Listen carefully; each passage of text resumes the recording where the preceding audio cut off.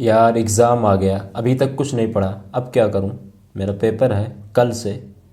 Don't worry, आज मैं आपके लिए एक रामबाण मेथड और ट्रिक्स लाया हूं, जिसमें आपको कुछ पॉइंट बताऊंगा कि आप इस तरीके से प्रिपेयर करें। भले आपने अभी तक कुछ नहीं पढ़ा है, और आपके मार्क्स में गारंटी है कि आपके एग्ज़ाम्स में कितने percent marks, 70 to 85% marks only कितने 2 डेज़ में। ठीक है, क्या करना है मैं आपको बताऊंगा आज AQTU की प्रिपरेशन कैसे करें। भले आपने अभी तक कुछ नहीं पढ़ा, या अगर आप पढ़ चुके हैं तब भी एक वीडियो देख लें, शायद आपका कुछ उससे बहुत बेनिफिट हो गया। क्योंकि मैं इसमें 12 से 13 पॉइंट बताऊंगा कि 12 पॉइंट 13 पॉइंट में कि आपको AQTU की प्रिपरेशन कैसे करनी है। और बैक तो बिल्कुल आएगी नहीं, ये तो गारंटी है 100%। ठीक है, ये 100% हमारी गारंटी कि बैक बिल्कुल नहीं आएगी। और मिनिमम आपके 70 मार्क्स, अगर जिस तरीके से मैं बताऊंगा अगर आप उस तरीके से प्रिपरेशन करेंगे, 70 to 85% आपके एग्जाम्स में बिल्कुल आसानी से 2 दिन में आप चाहें तो ला सकते हैं। ठीक है, कैसे? चलिए मैं वीडियो को स्टार्ट करता हूँ। पहले तो ये क्वांटम है, मैं अभी बताऊंगा क्वांटम से ही, लेकिन इसको हम थोड़ा रखते हैं साइड में। मैं अभी बताऊंगा इसको लास्ट में। पहले जो मैंने पॉइंट लिखे मेन में, मैं उस पॉइंट्स की आपको बात करता हूँ। उसके बाद मैं आपको आता हूँ क्वांटम पे। ठीक है, तो चलिए मैं वीडियो को स्टार्ट करता हूँ।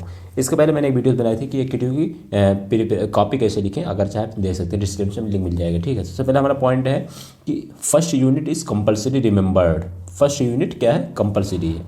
यानी अगर आप AQTU का regular back paper carry over कोई भी सेमेस्टर है, आप प्रिपरेशन कर रहे हैं, तो आपको फर्स्ट यूनिट कंपलसरी आपको याद करना है। ठीक है, आपका कोई भी सब्जेक्ट हो, physics, chemistry, math, micro processor, electrical, electronics, कोई भी हो, डिजिटल, इलेक्ट्रिकल, कोई भी हो, तो आपको पहली यूनिट उसकी कंपलसरी, क्योंकि उसमें क्या होता है, इंट्रोडक्शन होता है, तो आपको एक यूनिट कंपलसरी याद करनी है। उसके बाद हमारा नेक्स्ट पॉइंट है minimum 3 unit, but 3 unit totally completed. Minimum 3 unit remembered, but 3 unit totally completed, no any risk. यानी आपको, अगर आपने अभी तक कुछ नहीं पढ़ा, तो 5 यूनिट, मैं मना नहीं कर रहा हूँ कि आप 5 यूनिट ना पढ़ें, लेकिन पहले आपको 3 यूनिट इस तरीके से पढ़नी कि उसमें से कोई ऐसा टॉपिक ना हो कि वो आपके बचा हो। हाँ, अगर आपको कोई टॉपिक उसमें रिपीट का हो, तो उस टॉपिक से एक ही टॉपिक याद करें। जैसे कोई क्वेश्चन रिपीटेड हो एक यूनिट में, तो एक ही क्वेश्चन को प्रिपरेशन करें, उसी के बेस पे आप दूसरा क्वेश्चन बना के लिख सकते हैं।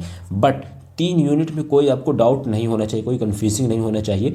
पहली उसमें कंपलसरी है। अब 2 यूनिट बची, 2 यूनिट, तो 2 यूनिट में आप लास्ट वाली ले सकते हैं, 5वीं, क्योंकि उसमें से जो क्वेश्चन काफ़ी अच्छा बनता है। और उसके बाद आप चाहें तीसरी, चौथी या फिर दूसरी को एक ले सकते हैं। ठीक है, आपको जो इंपॉर्टेंट लगे। But 3 unit very is very very compulsory, यानी बहुत ही इंपॉर्टेंट है। 3 यूनिट आपको हर हाल में, पहले आपको 5 यूनिट पढ़ेंगे तो सब भूल जाएगा। पहले आप 3 यूनिट को इस तरीके से पढ़ लीजिए कि उसमें से कोई टॉपिक छूटने ना पाए, और आप लिख के अपनी कॉपी पे देखें। जो भी आप याद करें अपनी कॉपी में, आप कॉपी पेन लिख के, जिस तरीके से मैंने नोट्स बनाए, आप पॉइंट पॉइंट लिख लें, छोटा छोटा पॉइंट लिख लें, और उसकी आप समझ जाएं कि आप एग्जाम्स में लिख लेंगे कि नहीं। आप अपने आप खुद आप अपनी चेक करें, जांच करें कि मुझे रिमेंबर्ड है, याद है या नहीं। ठीक है, उसमें हमारा थर्ड पॉइंट है question in type remembered is compulsory. यानी क्वेश्चन में जैसे दिया रहता है कि माइक्रो प्रोसेसर, मैं एग्जांपल देता हूँ। Micro processor, what is a type of micro processor, कितने टाइप्स के होते हैं। ठीक है, या type of class, type of matrix, type कुछ भी आप सब बोल सकता है। तो यानी जो ये वाला क्वेश्चन हो, टाइप्स, क्लासिफिकेशन, टाइप्स, इसको आपको क्या करना है, ज़रूर रिमेंबर करें। इसको कंपलसरी आप समझ लीजिए, क्योंकि जो टाइप वाला क्वेश्चन होता है, आप अपने मन से चाहेंगे तो इसको बना के लिख नहीं सकते। बाकी और थ्योरी आप अपने से उसमें कुछ भी आलू गोभी लिख सकते हैं, बट टाइप वाले क्वेश्चन में आप कभी भी बना के नहीं लिख, क्योंकि टाइप जो होता है टाइप ही होता है। जैसे मैं ये क्वांटम आपको खोल के दिखाता हूँ। ठीक है, जैसे यहाँ पे देखिए पूछा है what is important of ALE या ALU अर्थोलॉजिक यूनिट होता है। ठीक है, अब हमसे अगर पूछ लीजिए टाइप ऑफ ALU, तो इसको क्या लिखेंगे आप? बना के तो लिख नहीं पाएंगे। जब तक इसके टाइप्स आपको सीधी भाषा में पता नहीं होगा, तब तक आप लिख नहीं पाएंगे। इसलिए मैं कह रहा हूँ आपको क्या करना है, जो टाइप्स पूछा हो, स्टेप पूछा हो, जैसे इसके अलावा दूसरा एग्जाम्पल एक और आपको दे दूँ। जैसे ये देखिए, इंस्ट्रक्शन साइकिल पूछा, ठीक है, एंड मशीन साइकिल। अब अगर आपसे पूछ लिया टाइप ऑफ मशीन साइकिल कितने प्रकार के होते हैं, तो आप थ्योरी लिखेंगे नहीं, तब आप उसको टाइप आपको याद होना कंपलसरी है। ठीक है, उसके बाद ये हो गया टाइप। उसके बाद हमारा 4 पॉइंट है topic introduction always remembered is always is compulsory. जैसे मैंने आपको बताया कि टाइप्स याद करना है, वैसे आपको टॉपिक से भी याद करना है। जैसे देखिए ये टॉपिक्स है हमारा, मैंने आपको दूसरी यूनिट खोल लिया है माइक्रो प्रोसेसर की। इसमें दिया बेसिक इंटरफेसिंग कॉन्सेप्ट, ठीक है। अब ये जैसे ये टॉपिक्स है, देखो इसमें कौन, ये एक टॉपिक हो गया, ये बेसिक इंटरफेसिंग कॉन्सेप्ट एक टॉपिक हो गया, और इंटरफेसिंग आउटपुट डिस्प्ले 2 टॉपिक्स हो गया, इंटरफेसिंग इनपुट डिवाइस ये 3 टॉपिक्स हो गया, मेमोरी ये नेक्स्ट टॉपिक हो गया। तो ये जो टॉपिक्स है इसको आपको बस मोटा मोटा याद कर लेना है। बस मैं कहता हूँ सिर्फ 2 लाइन याद करें आप, जैसे बेसिक इंटरफेस कॉन्सेप्ट। अब इंटरफेस कॉन्सेप्ट का बेसिक क्या क्या है आप इसको याद कर लीजिए, ठीक है। इंटरफेसिंग आउटपुट डिस्प्ले आउटपुट कब होता है, इनपुट कब दिया जाता है, ठीक है। आप इसको बेसिक याद करिए, कुछ सिर्फ 2 लाइन, ठीक है। जैसे काउंटिंग एंड इंडेक्सिंग, अब आपको ये पढ़ना है कि काउंटिंग एंड इंडेक्सिंग होता क्या है। पूरा डिटेल में आपको एक पेज नहीं याद करना, बस आपको सिर्फ 2 लाइन, यानी पूरी यूनिट का जो टॉपिक है आपको पता होना चाहिए कि इसमें क्या पूछ रहा है या फिर क्या कहना चाहता है, ठीक है। तो आप अगर आपको क्वेश्चन नहीं भी आता तो आप उसी जो 2 लाइन आपको याद है उसी से आप लिख देंगे, ठीक है। तो आपको टॉपिक्स कोशिश करें हर जो यूनिट में जितनी भी 3 यूनिट का जो टॉपिक्स, 3 यूनिट मैंने कहा कंपलसरी है, तो 3 यूनिट के जितने भी टॉपिक्स हैं उसमें से सिर्फ पॉइंट करके सिर्फ 2 लाइन 3 लाइन याद कर लीजिए, ठीक है। उसके बाद हमारा नेक्स्ट पॉइंट है 5वां, difference comparison is most important. यानी अगर आपसे पूछ लिया कि डिफरेंस इसका क्या है तो आप तो थ्योरी बना के लिख नहीं पाएंगे, तो इसलिए आप उसको कोशिश करें कि उसको डिफरेंस को याद कर लें। जैसे देखो मैं आपको समझा रहा हूँ, जैसे मैंने माइक्रो प्रोसेसर खोला तो ये है माइक्रो प्रोसेसर और ये माइक्रो कंट्रोलर। अगर आपने इसके डिफरेंस नहीं पढ़े हैं, अगर आपको, हाँ एक तरीका और है, अगर आपने माइक्रो प्रोसेसर माइक्रो कंट्रोलर दोनों के बारे में पढ़ा है, भले आपने टाइप्स नहीं, दोनों के डिफरेंस नहीं पढ़े, तो आपको डिफरेंस आसानी लिख सकते हैं कि माइक्रो प्रोसेसर क्या है, माइक्रो कंट्रोलर क्या है। लेकिन आप कोशिश करें जो डिफरेंस वाले क्वेश्चन हो, हर यूनिट में 2 से 3 क्वेश्चन होते हैं, कम से कम 2 से 3 क्वेश्चन तो एक यूनिट में होते हैं। तो 3 यूनिट आपको याद करनी है, तो 3 3 9 से 10 क्वेश्चन, यानी कम से कम 10 क्वेश्चन आपके बनेंगे। आप उसको डिफरेंस वाले, जैसे यहाँ से पूछ लो difference between microprocessor and microcontroller, ठीक है। तो आप माइक्रो प्रोसेसर क्या है, micro processor is a complete function CPU, और माइक्रो कंट्रोलर क्या है, microcontroller is complete functional microcomputer, ठीक है। अब उसके बाद आप चाहे ये सब याद कर लें या ना याद करें, लेकिन ये वाला जो मेन पॉइंट है, micro processor instruction are mainly, ठीक है, और micro controller instruction are both bit. तो ये जो मेन पॉइंट है आपको याद करना है डिफरेंस वाला, ठीक है। उसके बाद हमारा 6 वाला पॉइंट है यूजेस। अब आप ये समझ रहे होंगे यूजेस क्या है। देखो यूजेस में इसलिए बोला हूँ, uses his topics any question many benefits. अब इसके बेनिफिट क्या है, आपको बहुत बेनिफिट मिलेगा अगर आपको यूजेस याद है। मान लीजिए जैसे मुझे माइक्रो प्रोसेसर है और मुझे माइक्रो प्रोसेसर के बारे में कुछ नहीं पता है, बट मुझे पता है कि इसका यूज़ क्या होता है, माइक्रो प्रोसेसर का यूज़ क्या होता है, तो मैं उसको बना के लिख दूंगा कि माइक्रो प्रोसेसर इसे ये और इसका यूज़ ये होता है, ठीक है। तो आप यूजेस ज़रूर याद करेंगे, क्योंकि अगर आपको क्वेश्चन नहीं आएगा क्वेश्चन में कुछ भी, तो मैं आपको बता दूँ, देखो नंबर 1 कोई भी क्वेश्चन है जिसमें माइक्रो प्रोसेसर है या माइक्रो कंट्रोलर है, तो आपको उसका इंट्रोडक्शन तो याद ही करना है, इंट्रोडक्शन, ठीक है, याद करना है, प्लस उसका यूजेस याद करना है, यूजेस प्लस ये हो गया यूजेस, फिर उसके एडवांटेज। ये जो 3-4 पॉइंट मैं बता रहा हूँ ये आप क्वेश्चन मत देखिए, अपने हिसाब से क्वेश्चन बनाइए अपने दिमाग से, ठीक है।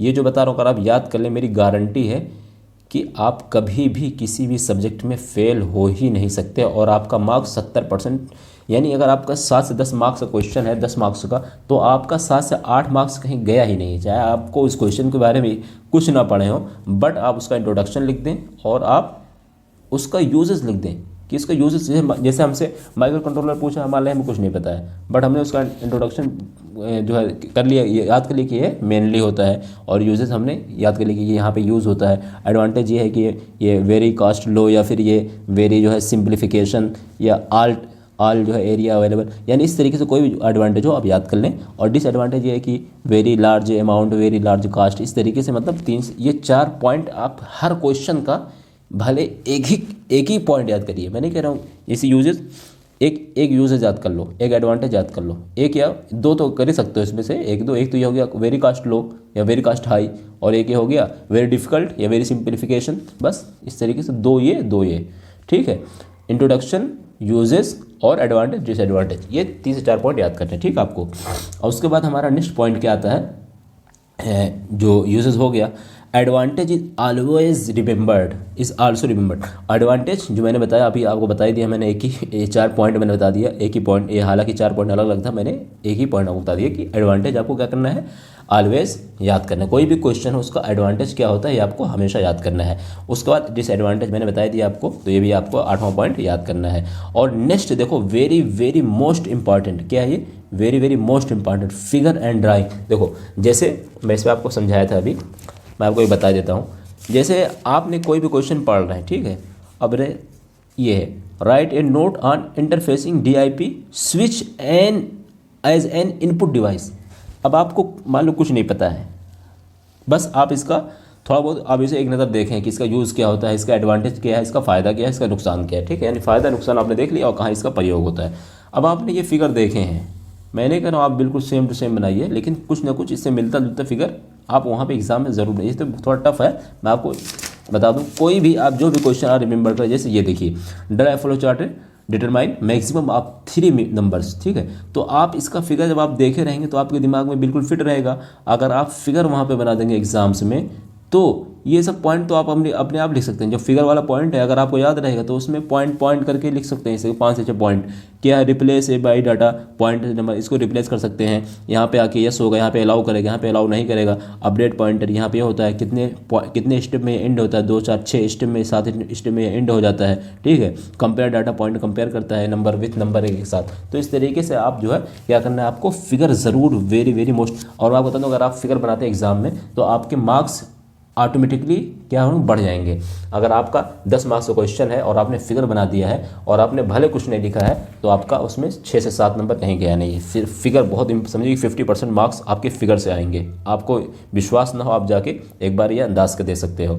और 10वां पॉइंट है all question writing point two point, step by step. अब देखो इसमें आप समझ रहे होंगे मैं क्या कह रहा हूँ। देखो all question writing point two point, यानी आपको जो भी क्वेश्चन लिखना है पॉइंट टू पॉइंट लिखना है। देखिए जैसे क्वांटम ये है, अब क्वांटम में आपको कोई भी क्वेश्चन देखेंगे वहाँ पॉइंट टू पॉइंट लिखा है। जैसे what do you mean by flow chart, अब आप लिखना स्टार्ट कर देंगे flow chart is a diagram, ये यहाँ से इतना बड़ा गड़ा गा था, यहाँ से इतना पूरा लिख दें एक ही पॉइंट में। कहीं आप फुल स्टॉप नहीं लेना, कहीं आप नेक्स्ट पैराग्राफ नहीं यूज़ कर रहे हैं, कहीं आप जो है डार्क नहीं कर रहे हैं, कहीं आप हेडिंग नहीं लिख रहे हैं, तो ये उससे आपको नंबर उतना नहीं मिलेगा। आपका बहुत मुश्किल, कितना भी अच्छा लिखेंगे तो आपका नंबर पूरा नहीं मिलेगा। लेकिन अगर आप पॉइंट पॉइंट लिखते, भले आप कम लिखेंगे, एक ही पेज से 2 पेज में आप आंसर दे देंगे अपना 10 नंबर का क्वेश्चन, तो आपको मैक्सिमम ये चांसेस हैं कि आपको क्या पूरा मार्क्स मिल जाएगा। जैसे देखिए फ्लो चार्ट डायग्रामिस्टिक रिप्रेजेंटेशन, ठीक है, ये लिख दिया आप, इज ए पिक्टोरियल, ठीक है। अब इस तरीके से 4 से 5 पॉइंट देखो यह लिखा है, 4 पॉइंट में लिखा है, इस तरीके से आप 4 पॉइंट में आंसर देना आपको। अब देखिए स्टेप डेवलप फ्लो चार्ट, ये हेडिंग डाल दिए बीच में, इस तरीके से जो आपको मान लो ये आपको नहीं आता तो आप यहाँ से इसका यूजेस डाल दे दीजिए, यहाँ से इसका एडवांटेज डाल दीजिए हेडिंग, फिर यहाँ से डिसएडवांटेज डाल दीजिए, यहाँ के इसके बेनिफिट क्या है इसका कंपेरिजन कर दीजिए फ्लो चार्ट में या फिर और जो कुछ हो, ठीक है।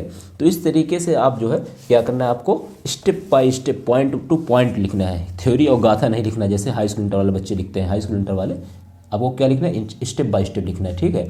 और उसके बाद हम चलते हैं नेक्स्ट पॉइंट। अब नेक्स्ट पॉइंट हमारा क्या है कि all question right always in the next page. देखो जब आप कॉपी में क्वेश्चन लिखो, जैसे मैं क्वेश्चन लिख रहा हूँ, मैंने यहाँ से क्वेश्चन 1 स्टार्ट किया, ठीक है। अब क्वेश्चन 1 जब यहाँ से मैंने स्टार्ट किया, मेरा यहाँ तक कंप्लीट हो गया क्वेश्चन 1। अब यहाँ से मुझे क्वेश्चन 2 नहीं स्टार्ट करना है। मुझे क्वेश्चन 2 स्टार्ट करने के लिए कोशिश करें कि जब क्वेश्चन लिखें तो उसको मैक्सिमम 1/3 2/3 पेज, यानी एक पेज का 2 हिस्सा तो कंप्लीट ही कर दें। यहाँ तक आप लिखने की कोशिश करें, नहीं होता तो छोड़ दीजिए पेज, दूसरे पेज से दूसरा क्वेश्चन लिखिए। आप बिल्कुल फिक्र मत करिए, नेक्स्ट पेज से नया क्वेश्चन स्टार्ट करिए, आपको नंबर मिलेगा। क्योंकि कभी कभी ऐसा होता है कि एग्जामिनर यहाँ से चिक के सोचता है कि एक ही क्वेश्चन है, बस लास्ट में नंबर दे देता है एक ही क्वेश्चन समझ के, फिर आपको उसका मार्क्स नहीं मिलता है। तो आप कोशिश करें नेक्स्ट पेज में नया क्वेश्चन लिखें, उसी पेज में एक पेज में 2 आंसर न लिखें, ठीक है।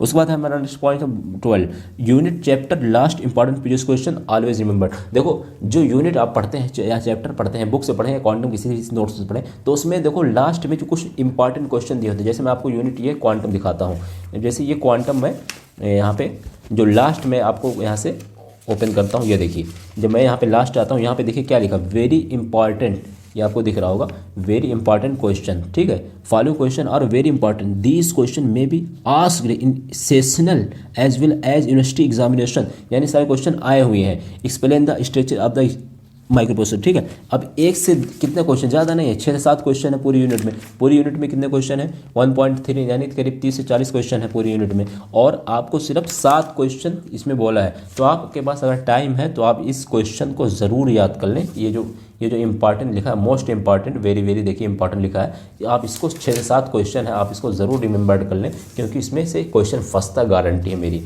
7 के याद करेंगे, उसमें से 2 से 3 क्वेश्चन तो फंस ही जाएगा, 1 से 2 क्वेश्चन, ठीक है। अब उसके बाद हमारा जो नेक्स्ट पॉइंट आता है कि unit chapter last important question तो हो गया, ठीक है। अब उसके बाद ये है नंबर 13, मैक्सिमम 3 और 5 years previous question paper solve. आपके पास, अगर आपके पास टाइम है तो आप कोशिश ये करें कम से कम 3 साल का पेपर सॉल्व कर ले। अगर टाइम ज़्यादा नहीं है तो आप उसको 5 साल का भी सॉल्व कर सकते हैं, यानी 3 से 5 साल का क्वेश्चन आपको सॉल्व कर सकते हैं, ठीक है। और ये आपके लिए बहुत बेनिफिट रामबाण साबित होगा, क्योंकि आपको ये पता हो चल जाएगा कि आपका एग्जाम में कैसे आता है, कैसे क्वेश्चन पूछता है, क्या स्टेप रहता है, कहाँ से यूनिट से कौन सा इंपॉर्टेंट ज़्यादा होता है। तो यानी आपको उससे एक आइडिया लग जाएगा और आपको लिखने में कोई प्रॉब्लम नहीं होगी। तो इस तरीके से आप करेंगे तो आपके मैं ये होप करता हूँ कि 70+ मार्क्स, मैंने 70 कम लिखा है, अगर इस तरीके से आप लिखेंगे तो 100 में से 85 to 90 तो आ ही जाएंगे। जिस तरीके से मैं बता रहा हूँ कि आपको मिनिमम, अब देखो मैं यूनिट यहाँ क्वांटम्स बता दूँ, जैसे first unit introduction to microprocessor, ठीक है। अब ये बेसिक इंटरफेसिंग कॉन्सेप्ट है, थर्ड है बिट्स इंस्ट्रक्शन। तो आप कोशिश ये करें, ये तो कंपलसरी आपकी पहली वाली, ठीक है। अब उसके बाद ये आप कोशिश करें पहली पढ़ लें, 5वीं पढ़ लें। अब उसके बाद बचती जो 3 यूनिट, इसमें से कोई एक यूनिट उठा लें जो आपको इंपॉर्टेंट ज़्यादा लगे। तो एक यूनिट ये होगी पहली और एक यूनिट ये होगी 5वीं, और उसके बाद एक यूनिट कोई बीच में से पहली, दूसरी, तीसरी कोई भी एक उठा लें, उसके बाद उसको रिमेंबर कर लें। यानी जो 3 यूनिट याद करें, उसमें 3 यूनिट में तो आप बिल्कुल ज़रा भी आपको डाउट ना रहे। अगर आप 3 यूनिट में से जितने भी पॉइंट, जैसे ये टॉपिक है, एक टॉपिक ये है, यानी ये एडिशनल डाटा ट्रांसफर और architecture, operation related, memory, logic operation, ये सब टॉपिक्स हैं। इस टॉपिक से बारे में आप पढ़ लीजिए, भले आप क्वेश्चन पे ना पढ़िए, आप गूगल सर्च कर लीजिए कि इसका लॉजिक ऑपरेशन क्या होता है, what is the logic operation, ठीक है, what is the logic operation क्या होता है, ठीक है। उसके बाद इसका यूजेस करें, लॉजिक ऑपरेशन यूजेस कहाँ होता है, उसके बाद करें इसका एडवांटेज क्या, लॉजिक ऑपरेशन एडवांटेज, फिर इसका देखें लॉजिक ऑपरेशन डिसएडवांटेज क्या है। यानी आप अपने मन से, लॉजिक ऑपरेशन आपको दिख गया, बस आप अपने मन से 4 क्वेश्चन बन गया। क्या है, पहला introduction, what is the logic operation, दूसरा uses of logic operation, third advantage of logic operation, fourth disadvantage of logic operations, ठीक। तो आपका 4 क्वेश्चन तो ऐसे ही बन के 4 क्वेश्चन में से कहाँ से पूछेगा, आप कितना घुमाए फिराएगा, आपको आ ही जाएगा। 4 क्वेश्चन में से आप कुछ ना कुछ तो लिख के आओगे ही। मान लो नहीं 100% लिखोगे, 80% लिखोगे, 70% लिखोगे, तो आपका मार्क्स ज़रूर 7 से 8 मार्क्स मिल जाएगा 10 में, ठीक है। ये हो गया 3 यूनिट। आपको पहले क्या करना है, कंपलसरी मोस्ट इंपॉर्टेंट, आपको पहले 3 यूनिट याद कर लेने। अब मैं नहीं कह रहा हूँ कि आप 2 यूनिट छोड़ दो, नहीं, छोड़ना बिल्कुल नहीं है। जैसे आपने पहली, दूसरी, तीसरी आपने याद कर ली, ठीक है। अब ये बच्चे 2 यूनिट, चौथी, 5वीं, मैं एग्जांपल देकर समझा रहा हूँ। अब आप कोशिश ये करें, जैसे code conversion and advance instruction ये है, तो आप ये करें। और 5वीं है फेरिकल इंटरफेसिंग एंड 8086 माइक्रोप्रोसेसर। तो आप कोशिश ये करें कि जैसे इसका जो ये हेडिंग देखें, और हेडिंग से रिलेटेड जितने भी क्वेश्चन बनते हो इसको 1 नज़र 2 नज़र देख लें, यानी 1 से 2 बार देख लें, जो मेन पॉइंट। इसको पूरा मत पढ़ें, क्योंकि जब पूरा पढ़ेंगे तो आप 3 यूनिट वाला भूल जाएंगे, ज़्यादा पढ़ेंगे तो भूल जाए, ज़्यादा मत पढ़िए। 3 यूनिट तो छोड़िए मत एक भी पॉइंट, लेकिन जो 2 यूनिट बची है उसमें से जो इंपॉर्टेंट लगे, या कोशिश ये करें जो लास्ट वाला मैंने समझाया है कि लास्ट वाला जो दिया रहता है मोस्ट इंपॉर्टेंट, वो वाला सॉल्व कर लें, और इनके 3 साल के पेपर सॉल्व करें। या तो ये कर सकते हैं, या तो फिर इसमें से जो मेन कम से कम 5 टॉपिक, 4 से 5 टॉपिक आप उठाएं और उसको अच्छे से याद कर लें। पूरा ना याद करें, पूरा तो भूल जाएंगे। और पहले आप कोशिश करें, अगर आपके पास टाइम नहीं है तो थ्योरी याद करें, न्यूमेरिकल में मत फंसें, न्यूमेरिकल फंसेंगे टाइम लग जाएगा। हाँ, न्यूमेरिकल का भी याद, जब आपके पास टाइम हो तो आप न्यूमेरिकल वगैरह उसमें सॉल्व कर सकते हैं, क्योंकि एक न्यूमेरिकल में बहुत टाइम लग जाता है। तो थ्योरी 3 यूनिट की याद कर लें, उसके बाद जो बचता है न्यूमेरिकल कम से कम एक यूनिट से 2-3 न्यूमेरिकल प्रैक्टिस कर लें। अगर आपको आ जाएगा तो ठीक है, नहीं तो आप थ्योरी आप बिल्कुल छोड़िए मत। कोई भी जो यूनिट का वही टॉपिक हो, यानी 3 यूनिट का कोई भी टॉपिक उसको छोड़ना नहीं है। तो मैंने 4 से 5 पॉइंट ये बता दिया है। अगर आपको ये भी देखना है कि एग्जाम में कॉपी कैसे लिखें, मैंने 2 वीडियोस बनाए हैं जिसका आपको डिस्क्रिप्शन में लिंक मिल जाएगा, और 90% मार्क्स अगर आप उस तरीके से लिखेंगे तो आपका आएगा। कैसे मैंने बताया, डिस्क्रिप्शन लिंक मिल जाएगा, जाकर वीडियो देखें, आपको पूरा डिटेल जानकारी मिल जाएगी। तो बस इतना, थैंक यू वेरी मच। और हाँ, मैं आपको एक चीज़ और बता दूँ, अगर आपको अभी तक कोई भी नोट्स या फिर कोई प्रीवियस ईयर क्वेश्चन चाहिए, या फिर किसी भी तरह का नोट्स वगैरह चाहिए, क्वांटम तो यार देखो मैं नहीं कह सकता, क्योंकि क्वांटम यार सही नहीं कहना, तो आप मुझसे पूछ लेना कि है कि नहीं है, कहाँ से मिलेगी, मैं आपको बता दूंगा, फ्री मिलेगी कि नहीं मिलेगी। और नोट्स तो आपको मैक्सिमम मेरे पास सभी ईयर्स का मिल जाएगा, बुक्स सभी ईयर्स, यानी सभी ब्रांच का, सभी सब्जेक्ट का मिल जाएगा नोट्स। और नोट्स में हैंड राइटिंग भी हो सकता है, डिजिटल नोट भी हो सकता है। और जहाँ तक बात है प्रीवियस क्वेश्चन, कोई भी आपको पेपर चाहिए 1 साल 2 साल 3 साल, बता देना, मैं या तो मैं वीडियो के माध्यम से अपलोड कर दूँगा, या फिर मैं आपको प्रोवाइड कर दूँगा। और नोट्स वगैरह तो आपको मिल जाएगा। कोई भी डाउट तो हमसे पूछ लेना, बैक ग्रेस कोई भी आपको डाउट हो तो आप पूछ सकते हैं। चलो, थैंक यू वेरी मच।